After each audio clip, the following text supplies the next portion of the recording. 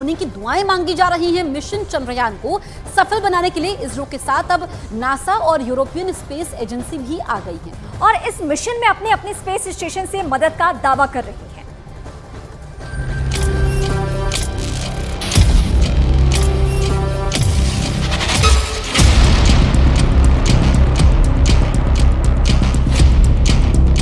चंद्रयान 3 की soft landing पर दुनिया की नजर टिकी है।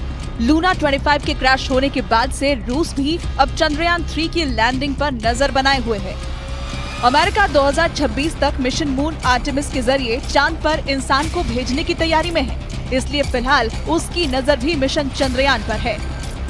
तो उधर यूरोपियन स्पेस एजेंसी भी चंद्रयान 3 की सॉफ्ट लैंडिंग को लेकर लगातार जानकारी जुटा रही है। यानी इस मिशन को कामयाब बनाने के लिए कहीं न कहीं इसरो के साथ नासा और ईएसए भी आ चुके हैं, क्योंकि चंद्रयान 3 के कामयाब होने पर कई देशों को फायदा मिलेगा। कल इसरो की तरफ से जारी तस्वीरों को नासा ने वेरीफाई किया था कि जिस तरीके की इमेज हमारे चंद्रयान 3 ने भेजी है, उस इमेजेस की वेरिफिकेशन जो है वो नासा ने भी करी है। बिकॉज नासा स्पेस रेस में बहुत पुराने खिलाड़ी हैं और इंसान को चंद्रमा पर ले जाने वाले वो पहले देश हैं। तो उनके जो टेलीस्कोप और उनकी जो टेक्नोलॉजी है उसने इस बात की पुष्टि करी है कि जिस तरीके की इमेज और आंकड़े सामने आए हैं वो पूरी तरह से वेरीफाइड है। चंद्रयान 3 की सॉफ्ट लैंडिंग में अब कुछ ही घंटों का वक्त बचा है। 23 अगस्त को विक्रम लैंडर चांद की सतह पर उतरने के लिए पूरी तरह से तैयार है। मीडिया रिपोर्ट के मुताबिक मिशन चंद्रयान 3 में अमेरिका की नासा और यूरोपियन स्पेस एजेंसी ईएसए इस मिशन में भारत की मदद कर रहे हैं। मिशन चंद्रयान में सबसे बड़ी मदद नासा के कैलिफोर्निया से मिल रही है, क्योंकि ये पृथ्वी पर भारत के दूसरी ओर मौजूद है। ऐसे में जब भारत में स्पेस स्टेशन से चांद नहीं दिखेगा तो यहीं से जानकारी इकट्ठा कर इसरो को मुहैया की जाएगी। इतना ही नहीं, नासा डॉपलर इफेक्ट के लिए विक्रम के रेडियो सिग्नल को भी मॉनिटर कर रहे हैं, जो स्पेसक्राफ्ट को नेविगेट करने में मदद करता है। विक्रम की सॉफ्ट लैंडिंग के वक्त जानकारी जुटाने में नासा भारत की मदद ही नहीं करेगा, बल्कि सही लोकेशन की भी जानकारी देगा।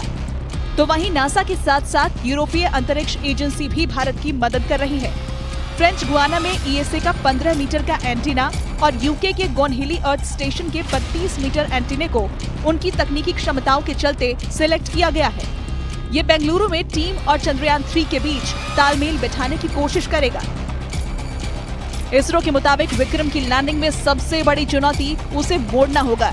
उसे लैंडिंग से पहले 90 डिग्री सेल्सियस पर मोड़कर सीधा किया जाएगा, जिससे लैंडिंग के सटीक होने की उम्मीद ज्यादा बढ़ जाती है।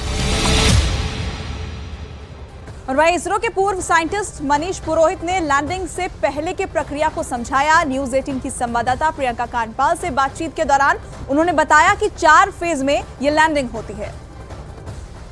हमारे साथ एक्स इसरो साइंटिस्ट मनीष पुरोहित है। मनीष जी, सबसे पहले तो जानना चाहूंगी, लैंडिंग तो अब होने वाली है, पर ये 17 मिनट्स ऑफ टेरर क्या है? देखिए, एक्चुअली जब हम ये डिसाइड कर लेंगे कि अब वो समय आ गया है जब हमें वो 25 किलोमीटर की जो हाइट है लूनर सरफेस से उसको डिक्रीज करते हुए हमें हमारे लैंडिंग स्पॉट पे उतर जाना है। वो जो पूरा प्रोसेस है वो 17-18 मिनट का प्रोसेस रहता है, जिसमें सबसे पहले होता है रफ ब्रेकिंग फेज, जो कि तकरीबन 11.5 मिनट का होता है। उस फेज के अंदर जो हमारा लैंडर है वो तकरीबन मान के चलिए 1500-1600 मीटर पर सेकंड की स्पीड से इस डायरेक्शन में, हॉरिजॉन्टल डायरेक्शन में जा रहा होता है। उसको स्लो डाउन करते करते एक एंगल पे ले आते हैं। उसकी वेलोसिटीज को तकरीबन 1/4 कर दिया जाता है, हॉरिजॉन्टल वेलोसिटीज को। इस फेज के अंदर हम हमारे सेंसर्स हैं, जो कैमरास हैं, उनको कैलिब्रेट करते हैं। उसके बाद जो नेक्स्ट आता है वो आता है एटीट्यूड कंट्रोल फेज, उसको हम कैमरा कॉस्टिंग फेज भी कहते हैं, जिसके अंदर हम लूनर सरफेस की फोटोज क्लिक करते हैं। जो ऑनबोर्ड हमारे पास फोटोज हैं, उन ऑनबोर्ड फोटोज को हम कंपेयर करते हैं real time with the help of AI, ये देखने के लिए कि we are on the right track. हम जहां जा रहे हैं, जहां लैंड करना चाहते हैं, वो वही लोकेशन है ना, और वहां पे कोई प्रॉब्लम तो नहीं है। विक्रम लैंडर और प्रज्ञान रोवर को चंद्रमा काफी करीब पहुंचाने में सबसे बड़ी भूमिका चंद्रयान 3 के प्रोपल्शन मॉड्यूल की है। वो प्रोपल्शन मॉड्यूल ही है जो लैंडर और रोवर को चंद्रमा की कक्षा तक लेकर जाने वाला है। लेकिन कमाल की बात देखिए, ये खुद चंद्रमा की सतह पर उतरने के बजाय दूर से ही चंद्रमा पर हो रही हर हलचल पर नजर बनाए रखेगा।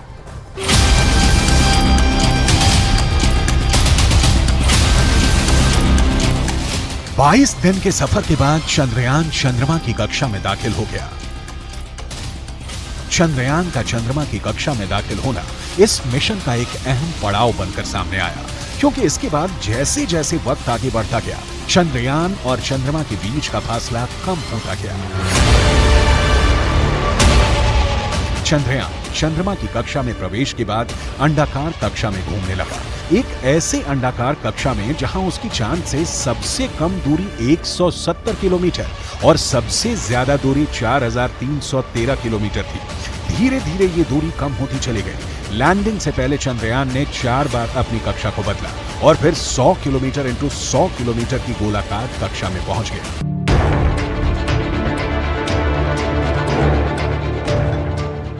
यात्रा के इस पड़ाव पर विक्रम लैंडर प्रोपल्शन मॉड्यूल से अलग हो गया। चांद तक के सफर में ये एक ऐसा पड़ाव था जिसे पूरी दुनिया ने देखा। इस अलगाव के वक्त की तस्वीरें भी धरती पर पहुंची, लेकिन इसी बीच विक्रम लैंडर लगातार अपनी कक्षा को बदलता रहा।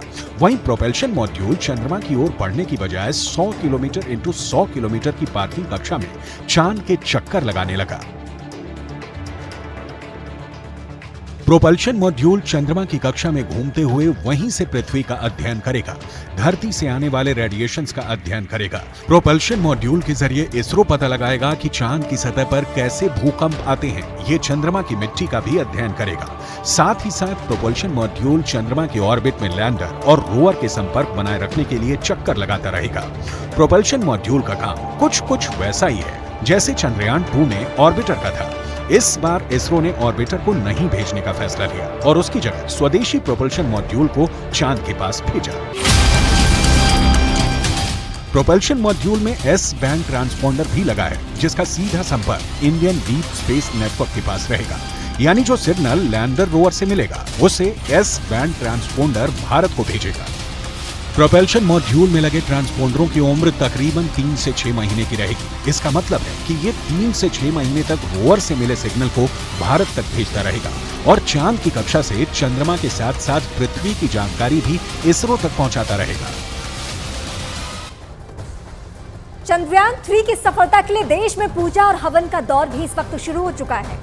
देश में लोग मंदिरों में, मठों में इस मिशन की कामयाबी के लिए भगवान से प्रार्थना कर रहे हैं। मुंबई में लोगों ने चंद्रमौलेश्वर महादेव मंदिर में पूजा अर्चना की और यूपी में भी कमोबेश यही हालत रही। यूपी के प्रयागराज में श्री मठ बाघंबरी गद्दी के संतों और बटुकों ने हवन और रुद्राभिषेक किया। वाराणसी में भी लोगों ने चंद्रयान 3 की सफलता के लिए हवन पूजन किया है। ये तस्वीरें इस वक्त हम आपको दिखा रहे हैं। बिहार के जमुई में भी लोगों ने पूजा पाठ और हवन किया और चंद्रयान की सफलता की कामना की।